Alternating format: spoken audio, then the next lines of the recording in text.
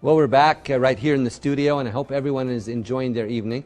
We have with us right now His Excellency Mr. Chung Byung-ha, who is the Ambassador of the Republic of Korea to the State of Kuwait. Your Excellency, welcome to our program, HALA Kuwait. Thank you for having me. It's been a long time since I was in the show. Well, it's a pleasure to have you once again with us right here on the program. And recently, Mr. Ambassador, there was a big taekwondo event right here in the State of Kuwait. Can you tell our audience a little bit about that, please? Well, as you know, taekwondo is a traditional martial arts of Korea. It's now become the global official Olympic sport. So I know as many Kuwaitis are practicing taekwondo here. So Embassy co-hosted Ambassadors Cup Championship with Kuwait Taekwondo Federation and Korean community in Kuwait. Yeah, it was great event. And more or less 100 players from 13 different taekwondo clubs participated in the competition in 14 various weight classes. It was great. And we invited taekwondo demonstration team, Kukkiwon. Kukkiwon means World Taekwondo Headquarters. Globally renowned for their special skills in taekwondo. So they showcased performance at Avenues Mall and Sheikh Saad sports complex. As many people gathered and cheered. So I think it gave us some chance to think about the taekwondo, increase the public awareness about the taekwondo among the general public. And I hope that the people can refresh ourselves with the taekwondo spirit and have a chance to have a make up their mind to start practicing it. Well, it was a highly successful event, very well organized. People enjoyed it, and that's the most important thing. And taekwondo is a beautiful sport. Mr. Ambassador, maybe you could tell our audience a little bit about the strong friendship between Kuwait and Korea, please. Obviously, the friendship between our two countries can be said is deep-rooted and based on the unwavering mutual trust. Well, we established diplomatic relations back in 1979. But our trade relations and the economic transactions goes back further. Next year, we will mark 45th anniversary for diplomatic ties. In the 1970s, we were suffering from the oil shock, but the oil flow from Kuwait to Korea had never stopped.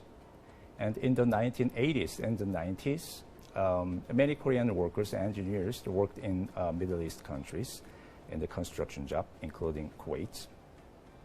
We cannot deny that the revenues the Korean workers and engineers earned at that time was essential part of our seed money for the economic development. Obviously, infrastructures the Korean companies built has contributed to the development of Kuwait. So our close relationship cooperation in the construction field has been mutually beneficial. So we, as part of the coalition forces, went during the invasion, and that is another our source of pride. All of these add up to they are making our relationship very special. Yeah, it's a very storied and strong friendship. And recently, Mr. Ambassador, there was a meeting in Korea between Kuwaiti and Korean officials to discuss ways to enhance cooperation. Maybe you could touch on that. There were I think fields of oil was discussed, renewable energy, trade, infrastructure, health. Maybe you could touch on that a little bit, sir.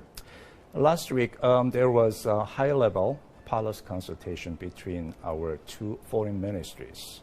So Kuwait's delegation, led by Ambassador Samie, in the Ministry of Assistant Minister for Asia, visited Seoul. We had a very good policy consultation with his counterpart.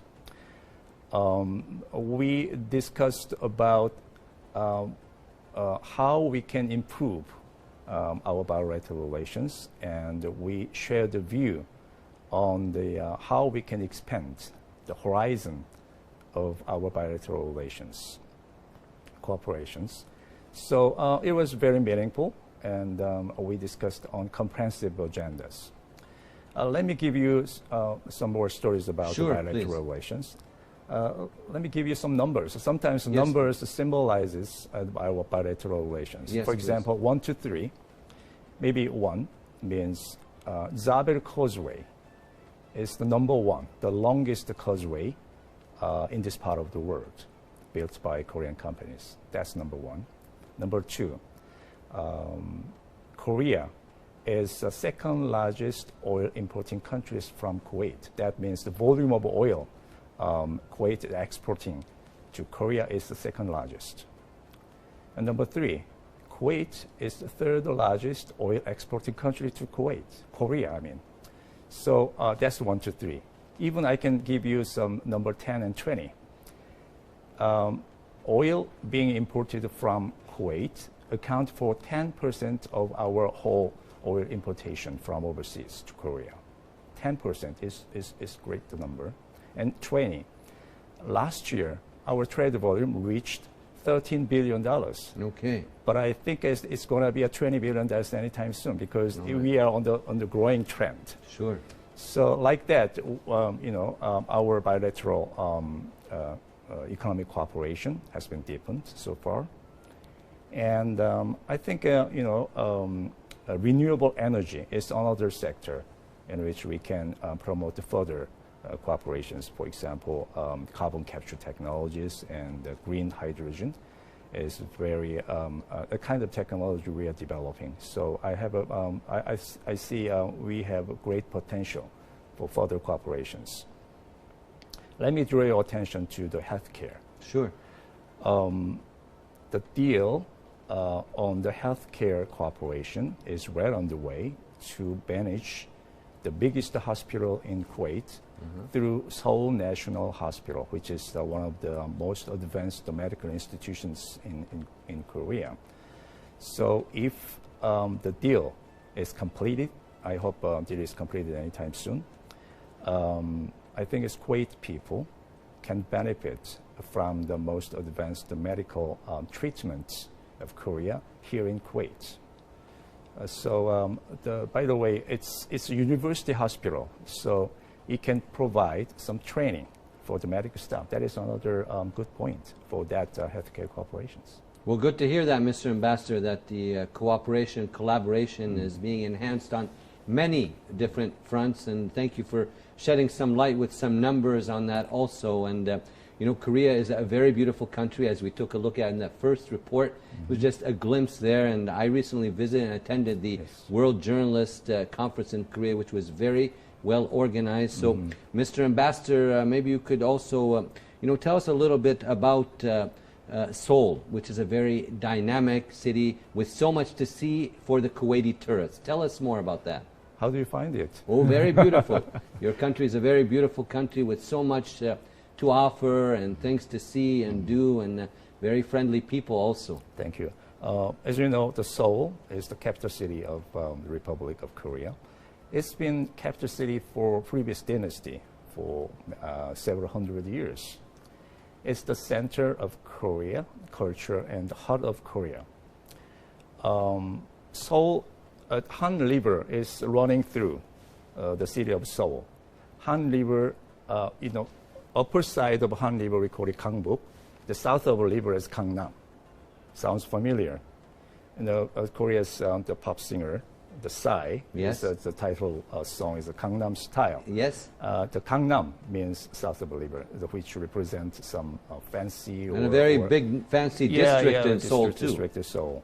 So there are many historic sites and cultural heritages because this has been capital city of many dynasties, and it's full of skyscrapers and the modern architectures. So you can find the past, present, and the future of Korea that coexist in Seoul in a more harmonious way. And then there's also going down a little bit to Busan.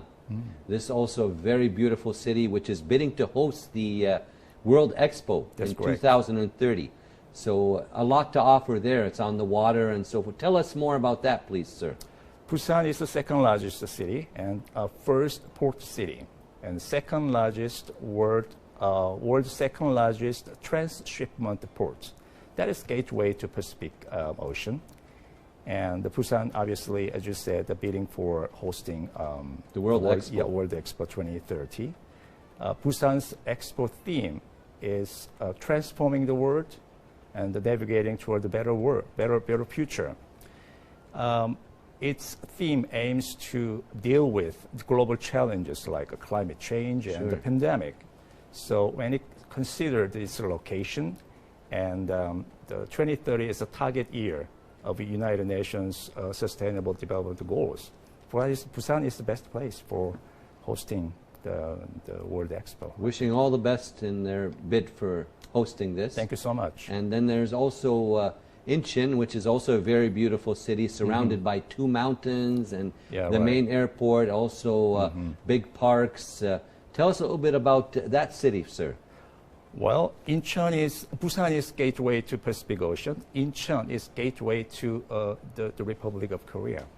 So Incheon, we have Incheon Airport there, and a very internationalized city. We hosted some of the offices of international organizations there. And big companies located there too. Big companies are located too, and it's facing the sea, western side of the sea. So surprisingly, Incheon contains 168 islands. Okay. Yeah. That's another bit of information I'm sure the audience are interested to find out about.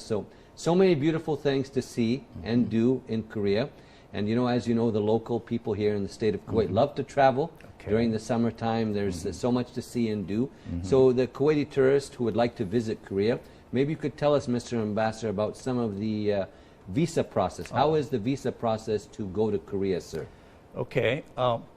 First of all, if you have a diplomatic passport, you don't need any visa to visit. Obviously, if you want to serve in the embassy, you need to apply for the visa.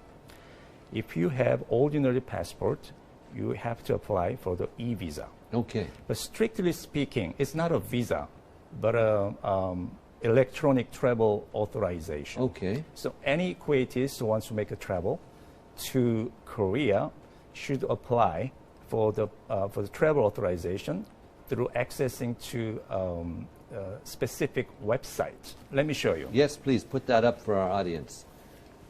We call it K-ETA. Up a little more, sir. There you go. Okay. Tell us, what is this? Yeah, it's K-ETA. It's a Korean Electronic Travel Authorization. So anybody who wants to travel, to make a trip to Korea, need some kind of travel authorization through this specific website. It's www.k-eta.go.kr. Okay. So they could log on to that and do the process for the visa. Sure. Once you get the authorization through this website, which runs 24/7, it would be effective for 2 years. Okay, great. Insofar as you keep your passport. If you change your passport, you have to apply again. Okay. You can get the authorization mostly within 72 hours or less. Okay. Except some of the rare cases. So it's about a 3-day process, give or take. 3-day process, yeah. So I can say that there is no visa problem to visit Korea. So you can book the hotel, you can buy the air ticket this week, you can go to next week. Right. Korea. Good to go within like 2-3 days. You can get your visa and good to go. And I forgot to mention that Korea also very well known for their skin products also, and they're very good health products. You mentioned about the health system, but also these products are very world renowned, Mr. Ambassador. Okay, yeah. So we hope that we can import some more skincare products here. All right, great to hear that, Mr. Ambassador, and it's a pleasure to have you with us right here on HALA Kuwait. Do you have any last words or comments for the audience watching this evening? Well, Kuwait is an open country. Kuwait is a shining country. I think Kuwaiti citizens are peace-loving people and they're caring others. So are Koreans. So Korea wants to share a lot of things with Kuwaiti people. So embassy plans to host some Korean music festival and the food festival and the film festival this year. So it's going to be give you some opportunity to taste, watch, and listen Korean culture. So join us. We are waiting for you. Thank you. Yeah, I'm sure the people of Kuwait will enjoy these upcoming activities and events organized by the embassy. Thank you, Mr. Ambassador, for your valuable time and insight with us this evening. My pleasure. Thank you so much. We'd like to thank His Excellency Chung Byung-ha, the Ambassador of the Republic of Korea to the State of Kuwait, for his time with us this evening right here on HALA Kuwait. Right now we're going to move on to another one of our great reports and about the Kuwaiti Women's Day event. Let's take a look at this event and what took place. Stay tuned.